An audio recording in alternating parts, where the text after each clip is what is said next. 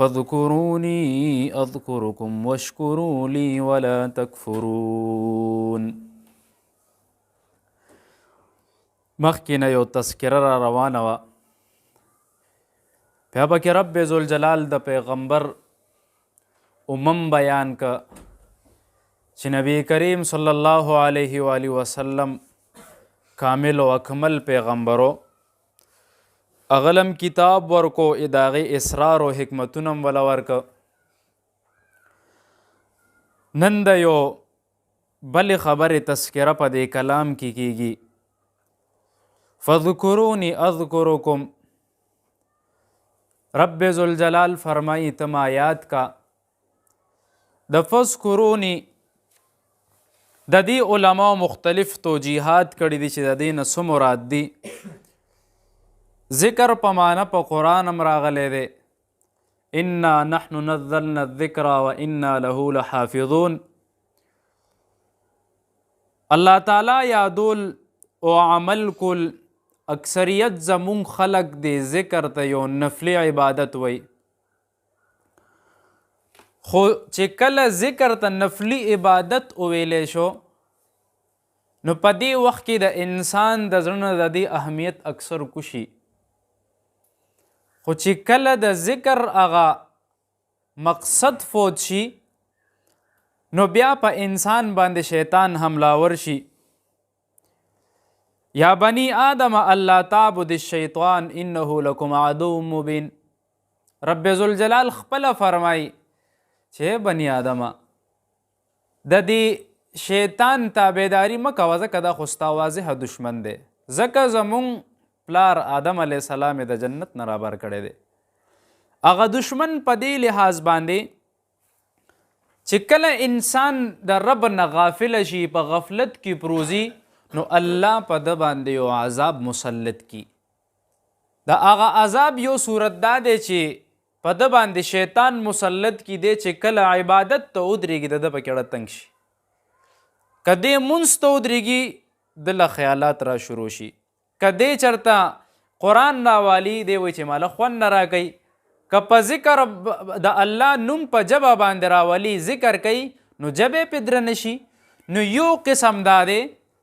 چې الله تعالی نه غافل شوي، الله در باندې دا عذاب مسلط کی، او هغه عذاب د شیطان په صورت کې دی. شیطان نه د بچ کېدو دپاره بهترین طریقه دا ده چې ذکر شروع کی. ومن یعش عن ذکر الرحمن نقید له شیطانا فهو له قرین. او دا شیطان داسې یو دشمن دی چې کله سړی د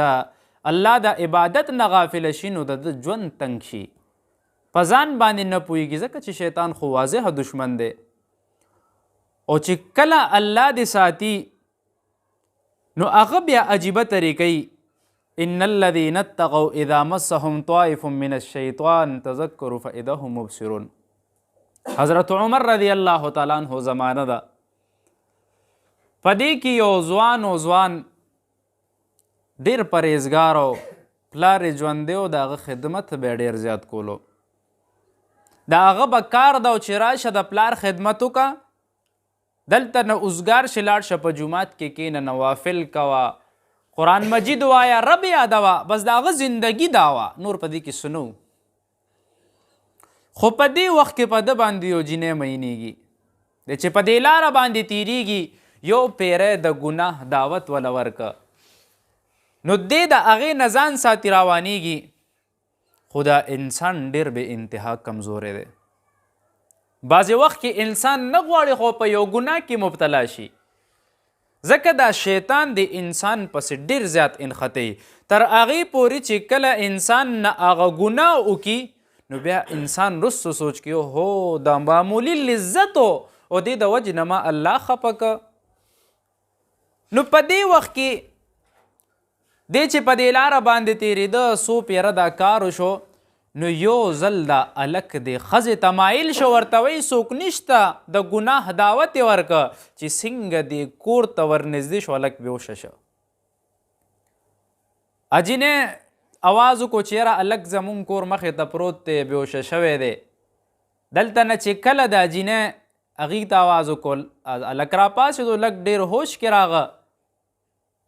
او چې کله پلار راغه نو هغه ورغه پلار ته دروازه وواله نو د پلار په دروازه کې را پرېوت ولته مړ شو او دا آیات یې ویله حضرت عمر صاحب تپوس کې ځوان څه شو یاره خو ډېر عبادت ګزاره چې حضرت عمر صاحب د چا د عبادت تعریف کوي نو دا د کې د عبادت څه که نه صاحب کشف سړی دی عمر رضی الله تعالی عنه نو چې کله راغه دې قبر ته ودرېده نو قبر نه دا آواز روزي ان الذین اتقوا یقینا هغه خلک چې کمو پرهیزګاري وکړه ځان یې وساتلو او وایي دا داسې خلک دي وی چې دی نه د شیطان یو جماعت دایره راته وکړه شیطان پې مسلط شو وینې تذکرو ده ته خدای را یاد شو فاذا هم مبصرون رب وایي وی دی له مونږ بینایي ورکه د زړه سترګې م ولکلو کې چې ته په کم ځای دی نو پلار یې وی بچې مې آیاتو وجله ولې چې هلته شیطان یو طرف ته ولاړ دی خو دې کس د شیطان نه ځان وساته کله چې در باندې شیطان مسلط شه د ټولې دنیا شیاطین په انسان مسلط کا خو چې د دې انسان زړه مطمئن وي دی ګناه نه کول غواړي څوک پې ګناه نشي کولی خو موږ د ځان د بچ کولو کوشش چېرته نه دی کړی هر وخت خو یاره پلانې به خفه شي که ما دا ګناهونه که پلانی ته به زما د وجې تکلیف ورسي او دې رسي د انسان د وجې نه رب خفه کې هغه رب چې کم رازق دی کم مصور رب دی چې تاله دومره ښکلي یو صورت درکړی ته هغه رب خفه کې نو دا شیطان په ده باندې مسلط شي دویمه خبره دا ده یو بیت الله دی دا د الله کور دی کله چې د الله په کور باندې حمله کېده رب څوک په هغه وخت کې ابابیل راواستل هغه ابابیلو د مدد دا وکړو چې د رب کور یې بچ که ټول هلته هلاک که نو د انسان دا زړه دام د رب کور دی دام به د الله تعالی کور دی خو چې کله انسان ګناه کوي شیطان د ده نه دایره توکې راوینیسي په دې وخت کې ته د الله نوم والا لا اله و یقین وکړه چې دا شیطان به تس نس شي و به تختی خو دا چېرته مونږ خو په خپله زندګۍ کې ازمو کړي نه دي د اولیا په شانتې عبادت پکار دی او هغه شانتې لذت ته اخیستل پکار دی د اولیاو له چې کله سړی لاړ شي د هغې په محافلو کې د هغې په مجالسو کې کینی یقین وکړه د هغې عبادت خوند کوي ولې خوند د دې وجې نه کوي چې هغه ټوله ورځ ټول عمر هغه رب یاد کړی دی نو د ذکر دا فواید دي او ذکر سره د انسان زړه مطمئن شي او سکون ورته ملاویږي مونږ په دنیا کې ګرځو چې مونږ ته سکون نشته نو سکون به څنګه میلو شي چې مونږ رب هیر کړی دی یو مفهوم خو د دې دا شو دویم مفهوم دا دی فذکرونی اذکرکم رب ذوالجلال فرمایي بنده فذکرونی تما په ځمکه یاد کا وی زه به تا په اسمانونو باندې یاد کم د ځمکې محفل د انسان محفل دی د اسمان محفل د فرشتو چې د دې نه بهتر دی کله چې یو بنده د الله تعالی اطاعت وکړي نو الله تعالی مخلوق ته هغه فرمان برداره کړي مخلوق د هغه خدمت بیا شروع کړي یو بزرگ تیر شوی دی هغه یو عجیبه خبره وکړه ما د دې اثر په دې خپله زندګۍ کې کتلی دی وی چې په کومه ورځ به ما د الله نافرماني وکړه وی د هغې سزا به ماته په هغه ورځ باندې میلو شوه څنګه به میلاوېده کور ته به لاړم ښځه به راپورې نښته سه جنګ شور به شروع شو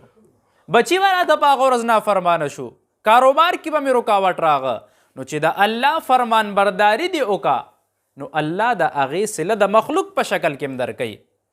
یو بزرگ تیر شوی دی شیخ عبدالواحد دی الله ته سوال کوي الله وی ما ته خپل د جنت مرګري په دنیا کې وښایه رب ذوالجلال ورته وی عبدالواحد وی فلاني ځای ته لاړ شه هلته حبشه کې یو ښځه د میمونه د هغې نوم دی وی هغه ستا د جنت مرګرې ده چې کله دی هلته ورځي مخې ته ودرېږي ورته عبدالواحد وی دلته څه کې وي زما او ستا ملاقات خو د جنت دی او ورته رب نه مې غوښتي و رب راته وښول نو چې وی کته په هغه ځای کې چیلې سرې دي ټولې په یو ځای کې سرې دي حالانکې چیلو پسې به ګرځي نیمې یو ځای کې نیمې بل ځای کې او د چیلو حفاظت شر مخ کولو ګیر چاپېره تېنه ولاړو او دا د یو ونې لاندې ولاړه د مونځ کوي ورته وی زه دې ته حیران یم چې دا چیلې څنګه په یو ځای ولاړې او د دې حفاظت شر مخ کوي وی دا څنګه چللی وی یقینو که چې کله نه مې رب سره دوستي شوې ده نو مخلوق یې زما تابعدار کړی دی زما رب سره دوستي شوې ده د دې چیلو د شر مخ سره دوستي شوې ده هغې د دې حفاظت کوي نو مخلوق یې وله تابعدار که دریم مفهوم دا دی فاذکرونی اذکرکم الله تعالی فرمایي وی ته زما عزت وکړه نو وی زه به ستا عزت لاچ په دنیا کې وساتم دا دریم مفهوم دی بهترین مفهوم دی د رب عزت څه شی دی د هغه عبادت له عزت ورکه نو رب وی په دنیا کې به د معززه کم د دنیا خلق به درته داسې وي چې یاره دا عزتداره سړی دی بشر حافي نوم هم اورېدلی دا یو شرابي او شرابي په لاره باندې روان دی او په ځمکه باندې د رب نوم ګوري د رب نوم یې اوچت که یو شیشې بوتل یې واغېسته او ګلاب اوبه واغېستې هغه د الله نوم یې صفا کو په هغه بوتل کې کیښه سنبالې که د زمانې زبرګ رب وګور رب ورته وایي لاړ شه په بشر حافي باندې زما سلام ووایه کله چې ځي هلته وی بشر حافي کم دی وی دننه شراب خانه کې به چرته پروتي نو چې لاړه شراب خانه کې ناست دا خلک بدعمله خلک ورسره ټول ناست دي دی واپس راغلی دی وی الله وی آخو بدعمله دی وی لاړ شم ده ته زما سلام ووایه چې کله ځي د اکثریت چې کله یو عالم سړی یو بزرګ سړی په یو داسې محفل باندې ورشي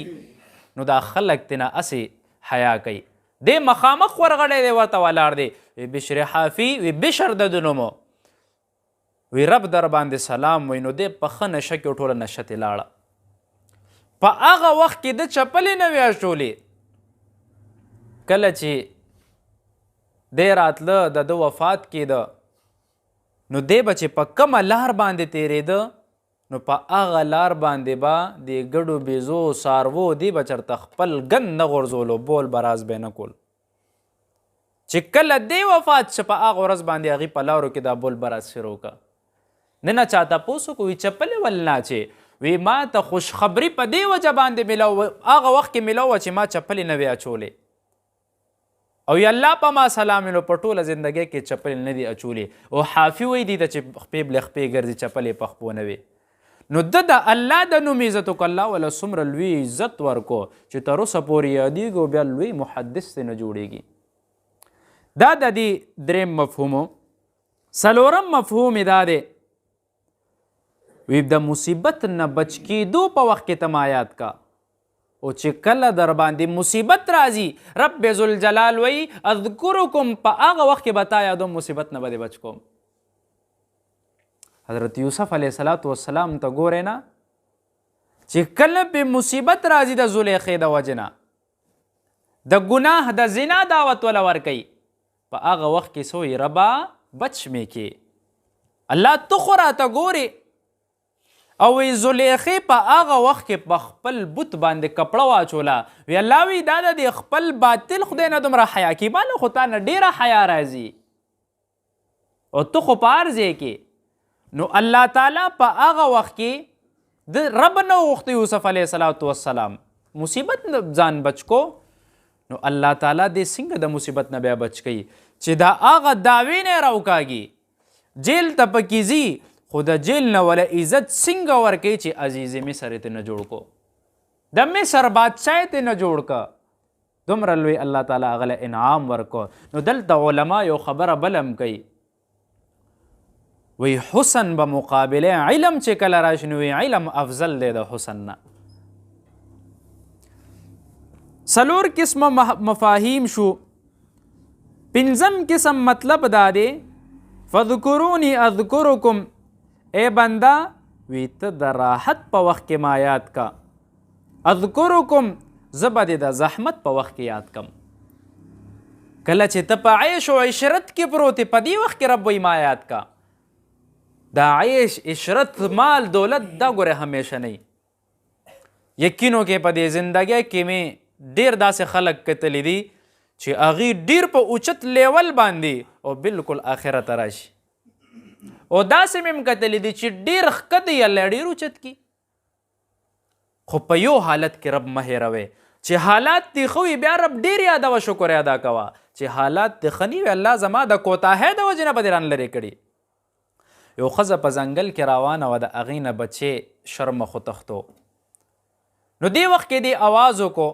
نو یو ځوان راځي چې کله دې شرم مخ ته ودرېږي نو اچانک ورته ودرېږي، هغه ویرې د خولې نه بچې وغورځېده. نو د ځوان دا بچې راواغېستو، دې ښځې ته یې حواله کړو، وي ته څوک یې؟ ورته وایي زه د رب فرشته یم. وی الله راواستولم. وی ځکه وی یو ورځ ستا کور ته فقیر راغی دروازې والا، نو وی تا روټۍ خوړه، د خپلې خولې نوړی تا هغله ورکه. وی نن رب وی لاړ شه، وی دا په مصیبت کې ده، وی د دې بچې د شرمخ د خولې نوړی ده، وی هغه اوچت که دې واپس ورکه. نو هم دا وه چې ګوره الله تعالی یاد کړی په هغه راحت کې، نو الله دا په زحمت کې یاده که، په تکلیف کې یاده که، الله ولا د هغې انعام ورکه. بل مفهوم دا دی وی ای بنده که چرته تا نه څه خطا وشي نو په معذرت کې ما یاد کا. اذکرکم زه به تا په مغفرت کې یاد کم. شپږم مفهوم دی دا کله چې یو انسان نه څه معذرت وشي، څه خطا ترې نه وشي، نو رب وایي ما یاد کړه، ما هېروه. نو زه به تا د بخښنې په وخت کې یاد کم. لکه څنګه حضرت یونس علیه السلام ته ګورې نه، فرشتې وی ربه وی د سمندر د ویښ نه آواز راځي. رب ذوالجلال ورته وی خپل یو نیک بنده مې رانیولی دی یونس، په نینوا ښار کې و، او وی هغې چې څنګه راونیو، وی هغه سمندر په ویښ کې لاندې توره خټه د په هغې باندې مئی د خپله خېټه یې ایښې ده، وي هغه پکې ناست وي، ما یادوي هلته نه. نو په دې وخت کې رب هیر نه که، نو رب بیا را وایستو، نو څومره لوی انعامات یې وله ورکه. کورې زما محترمو، الله تعالی سره چې کله محبت وکړي نو الله تعالی به دله عزت درکوي، د مصیبت نه به دې بچ کوي، د تکالیفو نه به دې بچ کوي. خو یو خبره ډیره اهم ده چې کله رب ذوالجلال سره ته محبت وساتې نو ستا روب به د نورو خلکو په مخونو باندې ښکاري، د هغې پړونو کې به ستا روب راځي، دا ستا عزت دی. او چې کله د رب ذوالجلال سره محبت وکړو نو خلک به ستا فرمان برداره کوي. ګورې اکثریت ولې تاسو کتلی نه دا علما کرامو سره چې خلک لاسونه ملاوي نو څومره په ادب ملاوي. بعضې خو داسې خلک هم راشي چې هغې د هغې چپلې ترخ کې نیولې چې د چپلې څوک یې چوتې نه کي، او بیا ورته مخې ته ږدي، یاره ولې دا رب د هغې پړونو کې دا محبت اچولی دی. په یو روایت کې راځي وی اذا احب الله العبد، وی چې کله رب ذوالجلال یو بنده سره محبت شروع کی، نادا جبرائیل علیه السلام ته آواز وکي ان الله يحب فلان فاحبه. جبرائیل وی د فلانی سره زه محبت کوم، تم ور سره محبت وکا. ثم ینادي جبرائیل فی اهل السما، جبرائیل امین بیا لاړ شي د اسمان مخلوق ته اعلان وکي ان الله يحب فلان فاحبوه،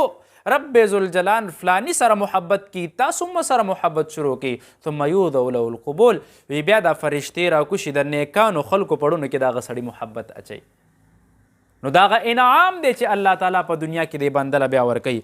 اوم نمبر دا دی الله رب العزت وی ته ما په نرمه بستره باندې یاد کا،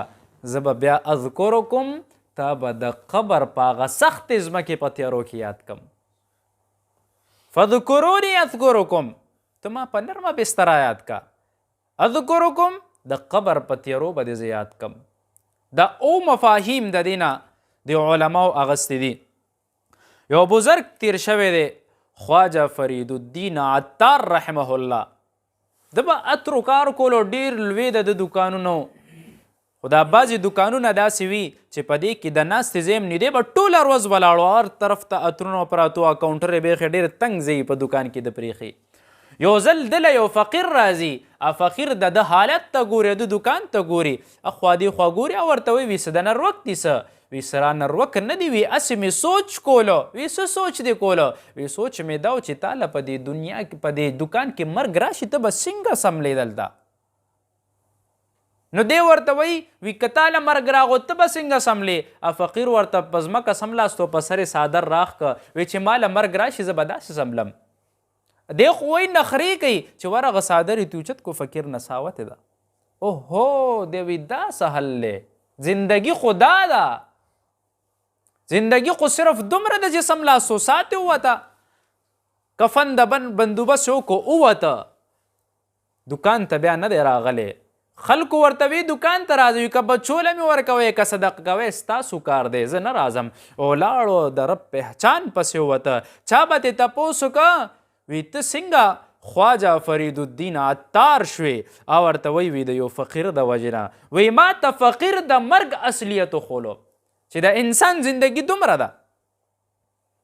نو رب په هر حالت کې یادوي رب کلم به هیروي ګورې مونږ دومره په غفلت کې پراته یو یقین وکړه چې مونږ که رب یادو هم بیا هم نشو یادولی دومره غافله شوي یو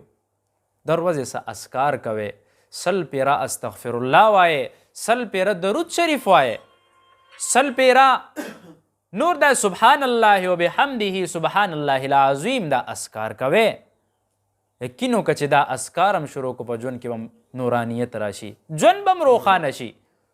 نو بیا به هم رب یادي دا مشکلات به هم ختم شي تکالیف به هم ختم شي ګورئ دا محدث څه دلته لیکلی دی هغه وایي چې کله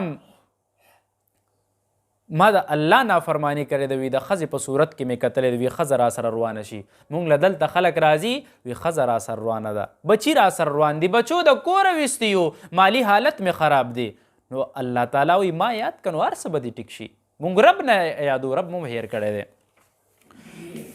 وشکروا لی ولا تکفرون شکر باره کې بیا خبر وکړو یو سرکاري ملازم تنخواه باندې وی ګزاره نه کېږي زه زکات اخیستی شم نشي اخیستی الله ولی غریبانانو ته زکات پرېږدی د هغې دپاره دا خو نه ده چې یاره یو ستا کم از کم د سرکاري ملازم چې ډېره کمه تنخواه مې نو د 10,000 پورې خو که نه چې یو سړي 15-14 کاله سروس شوی ډېره دا د غریبانانو حق دی یو زنانه وي په رشتو کې رکاوټ دی چې د چا په رشتو کې رکاوټ وي که نارینه وي زنانه وي نو درود ابراهیمي د 313 ځل وی د دې نه پس د رب نه دعا غواړي انشاءالله دا رشتو رکاوټونه به الله ختموي زما خاوند 5-6 کالو نه بهر دی او کور دلته نه راځي پاکستان ته د ښځو په حقوق خبرې وکړي ورې دا ظلمونه مه کوئ دا مسافر خلک ډېر د ښځو سره ظلم کوي په دې بس وخت کې بیا تفصیلي خبر وکړو وګوره ته هلته وخت تیرې ما ته یقین وکړه بله ورځ راته چا د قسیم نه ټیلیفون کړی د سعودي نه هغه راته خبره کوله وي دلته کې زموږ مسافر خلک چې کمې پیسې ګټي وي په زناګانو په شرابونو یې الوځئ وی ټول په دې شیزونو کې مبتلا یې خدای نه ویریږي دلته کې بچي پراته دي ښځې دلته کې دي بس دومره وګټه چې دلته پې ځان له کار شروع کې کني ځان سره ښځه بچي بوځه دې سره څومره ظلم کې څومره زیات ظلم دی ګوره 15 کاله د ښځې نه بهر تېر کړي 6 کال شروع دی ډېر ظلم دی دا ښځې سره حضرت عمر رضی الله تعالی عنه چې کله تپوس کوي وی چې ښځه د خاوند نه بغیر څومره وخت تېرولی شي لور ورته وایي څلور میاشتې مسافري کوه بعضې که یو ښځه په رضامندۍ باندې ورته یو کال اجازت درکړي لاړ شه خو دا ښځې سره دا ظلمونه مه کوئ سعودي حکومت پارکونه جوړ کړي سلیماګانې افتتاحګانې د دې کړي دي دا هم د دې وجه د ګورئ زموږ ذهنونه خو یو دومره دي مونږ وایي د علماو په دې سیاست کې څه کار دی نو بیا به دا چل وي وګورئ که نه چې هلته کې فحاشي دومره عام شوه سلیماګانې جوړې شي په مدینه منوره کې سلیماګانو افتتاحګانې کېږي خو اوس څومره لوی فیسټیول شوی هلته کې په ریاض کې د هغه یو عالم خو دې خبر وکړي، هغه یو عالم چې د حرم امام دی هغه چې خبره کړې وه تر اوسه پورې جیل کې پروت دی. شکر وکاږئ دا چې کم ستاسو د علما په دې سیاست کې لګیا دي نو د دې ته دعاګانې کوئ. اوټونه خواس هم نه ورکوئ چې یاره عمران خاني غواړو. ولې غواړو عمران خاني؟ دې وجې نه غواړو چې یاره هغه راله فحاشي راکوي، ډنګ ورکوي دې ته مونږ خوشحال یو. دا نه وي چې د ایمان تاوان دی پکې، خو دې ډنګ ته مونږ هسې د ټینګې نه یو. نو چې دا علما ستا په دې پارلیمنټ د اکثر وی دې کم د اسلام نظام راوستو. د اسلام نظام داسې نه راځي. اسلام نظام چې راځي کم از کم نورې خو به حملې نه کیږي که نه. تاسو ته خو هغه شیزونه ظاهر دي چې روز تر روزه څومره خلک قادیانیان کیږي. صرف په میډیا چې راشي هغې نه خبر شئ. دننه راشي وګورئ د ورځې په سوونو خلک د ویزې دپاره، د ګاډو دپاره، د موټر سایکلو دپاره او لږې پیسو دپاره لاړه قادیانیان شو، دین یې پرېښه. لږو پیسو دپاره ستا ایمان خرڅېږي. دا علما چې ناست دي نو نن مونږ داسې دلته په دې ممبر په دې ځای ناستو داسې کول عام خبره کولی شو. حکومت خو دې څه وکړي یقین وکړه چې دلته به یې ځای هم نه وي. زمونږ کم مسلمانان لوڼه په پولیس کې آرمي کې دي، د هغوی په وس کې هم دا نه وي د غریبانو. هغوی څه وکړي؟ هغوی خو صرف دومره وسه پورې چې هغوی ته دا اډر شوي چې دا کار وکړه. نو هغوی چې دا کارونه شروع کړي دي تاسو وګورئ مخکې ورځ په سعودي کې هغه ټول د انډیا اکټران راغلي دي، شاهرخ خان او سلمان خان او هغه غړې ښځې ورسره راغلې وې او عرب داسې خوشحاله ورته ویې که چې د پلار واده دی، حرم بند، مدینه منوره بنده، هلته کې کرونا راځي چې سړی عمرې له ځي هغې کرونا ورپسې نښلي. خو نه، هلته فیسټیول یې کوو، په لکو عرب راجمع کېږي، هلته کرونا چاته نه وی، ځکه صرف د عبادت ځای ته راځي. ډېر د افسوس خبره ده. خبله دویمه خبره چې کړې ده د تبلیغ په اجتماعاتو باندې پابندي ولګوله. تبلیغ خو یو داسې عجیبه عبادت دی، هر یو سړی عالم کېدی نشي، هر یو سړی مدرسې ته نشي تلی، خو تبلیغ درې ورځو له خو هر سړی تلی شي که نه. زمونږ په زندګۍ کې چې بدلو راغلی دی نو ډېرو خلکو زندګۍ کې چې بدلو دی نو هغه د تبلیغ د وجې نه دی. دی چاته څه وایي؟ نه فرقواریت مني، نه وي دیوبندیان یو، نه وي بریلیان یو، نه وي پنجپیریان یو، نه یو اسم نه. څه وایي؟ لا اله الا الله. د دې قربانیانې ته وګوره، مولانا الیاس رحمت الله علیه وخت نه چې څومره را روانې دي، تر نن ورځه پورې خپله پیسه لګي په دې کې پروفیسران شته، ډاکټران شته، انجینران شته، د دنیا یو ګوټ ته لاړه. د حج نه پس ته په دنیا کې ټولو کې لویه اجتماع چې کېږي نو هغه د تبلیغ اجتماع ده. خو بیا هم پوي تبلیغ بدعت دی، تبلیغیان مشرک دي. اخو درته وایي قبرونو لم مزه، اخو درته وایي زیارتونو لم مزه. که یو تبلیغي ته ته دا وایي چې خیر دی زیارت قبرستان ته یا زیارت له صرف تلی شي هسې کتو دپاره، درته یې نه وي دا شرک دی، خو دومره کلک دي په دې باندې. په دې کې شرک کم ځای نه راغو. یقین وکړه ډېره زیاته د افسوس خبره ده. دوی ورځ تر ورځه باندې په زوال باندې روان دي. هلته کې مدینه منوره ده خو هغه پاکه ځمکه ده، هلته خو جبرائیل امین به راکوزېده، حضور پاک به قدمونه دلته یې ښه. حضرت امام ابو حنیفه رحمت الله علیه چې کله مدینې منورې ته ځي 3 ورځې تیرې که په زور ایثار کړو، شاګردانو وی دا څنګه لوی فقیه دی، وی دی خو د پیغمبر په روزې سره وخت نه تیری. نو بیا ورته اخره کې وی یقین وکړه چې کلمې به مې وشلېږي، وی زه دلته ځکه نه ایثارېږم وی چې کله نه راغلم وی ما اودس ماتې نه دی کړی، وی مې هسې نه دلته پیغمبر قدم نه ایښی، دلته پیغمبر ناست نه. حضرت عمر رضی الله تعالی عنه وی چې مدینه منوره به راته راښکاره شو، په منډو منډو به تلو مدینې منورې ته، وی هسې نه مدینې نه بار راله مرګ رانه شي. او ته هلته سلیماګانې کولاوې، حضور پاک به څومره خفه وي، څومره به په هغه قبر کې هغه ته درد کیږي. یقین وکړه دا درد مونږ کتی نه شو. صرف دنیا ہے یاره بس دا ولې مرې به نه.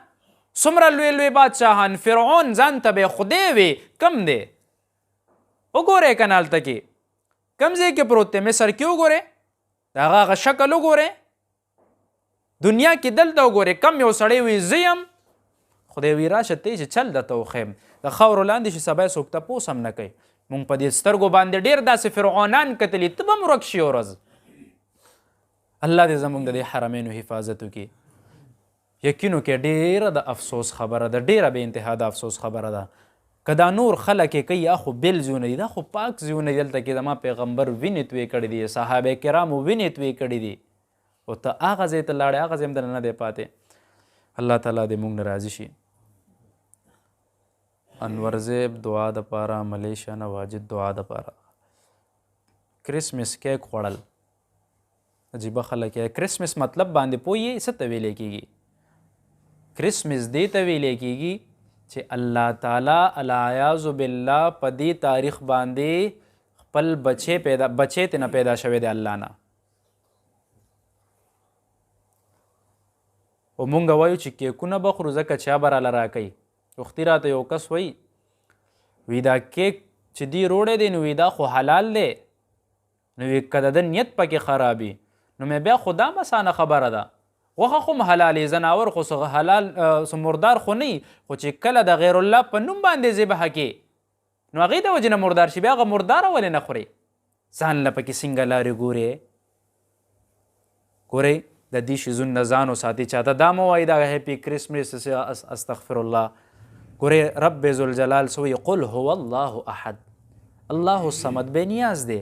لم یلد ولم یولد، نه هغه نه څوک پیدا دی نه هغه د چا نه پیدا دی. او دی وایي چې حضرت عیسی علیه صلات وسلام د الله بچی دی. العیاذ بالله د دې کرسمس دا مطلب دی. که ستاسو په دغه کې جایز وي نو بیا ویلی شئ جایز دی، نه دی جایز که نه. ګوره اسلام نه به پې خارج یې پته به هم درته نه لګېدلې. الله تعالی زموږ د ټولو د ایمانونو حفاظت وکړي. واخر دعوانا الحمدلله رب العالمین. امين. الحمد لله رب العالمين والعاقبة للمتقين والصلاة والسلام على خير البرية محمد وآله واصحابه اجمعين. الہ العالمین ایمانم نصیب کی. یا الله څومره ګناهونه رانه شوي دي په نیک اجرونو راته بدل وګرځې. الله د هر قسم آفتونو مصیبتونو پریشانیانو نه مو وساتې. دا حاضره ډله ټوله د ایمان په نور باندې منوره کړي. یا الله د چا څه حاجات دي د استغیب نه ورته پوره کړي. یا الله څومره بیماران دي په دې حاضره ډله کې دي، کورونو کې دي، هسپتالونو کې دي، الله ټولو ته صحت کاملې عاجلې مستمرې ور نصیب کړي. الہ العالمین دا الیکشن را روان دی، یا الله د خیر فیصلې مو کړي. یا الله دیندار حکمرانان را باندې راولې. الہ العالمین امین صادق خلق را باندې راولې. الہ العالمین د بد کردار بدو خلکو نه مو وساتې. یا الله زموږ د حرمینو شریفینو عبادت نصیب کړي. د هغه ځای ادب و احترام مونږ ټولو ته را نصیب کړي. الہ العالمین مونږ ټولو نه راضي شي. الله داسې راضي شي چې کلم ناراضه نشي. وصلی الله تبارک وتعالی علی خیر خلقه محمد و آله و اصحابه اجمعین برحمتک یا ارحم الراحمین.